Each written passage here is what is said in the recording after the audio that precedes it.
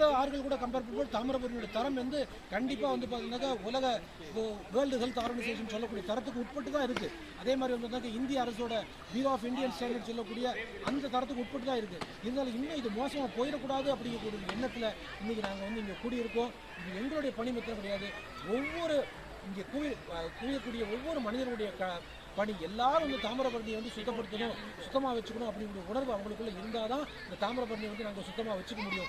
நாங்கள் இன்றைக்கி ஒரு நாள் இங்கே வருவோம், சுத்தப்படுத்துவோம், போயிடுவோம். அது வந்து ஒரு நிரந்தரமான தீர்வு கொடுக்க முடியாது.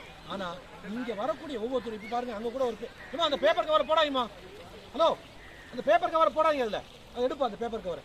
அப்போது அந்த பேப்பர் கவர் வந்து போடக்கூடாது. இப்படி ஒவ்வொருத்தரும் என்ன செய்யணும்னு சொன்னாக்க அதை வந்து சுத்தமாக வச்சுக்கணும் அப்படிங்கிற ஒரு உணர்வு வரணும். இது வந்து ஒரு என்ன சொல்கிறது, தனி மனிதர்கள் திரும்பினால்தான் இந்த ஆறு வந்து என்னமோ சுத்தமாக இருக்க முடியும் அப்படிங்கிற தகவலை இங்கே வந்து தெரிவித்துக் கொள்கிறேன்.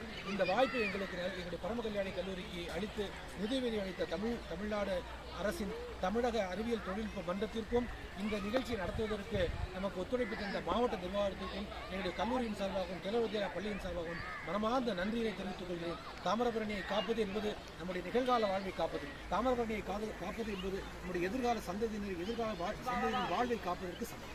இன்றைக்கி இந்த ஸ்டூடெண்ட்டுக்கு எந்த மாதிரி தாமிரபரணியை பற்றி சொல்லியிருக்கோம்.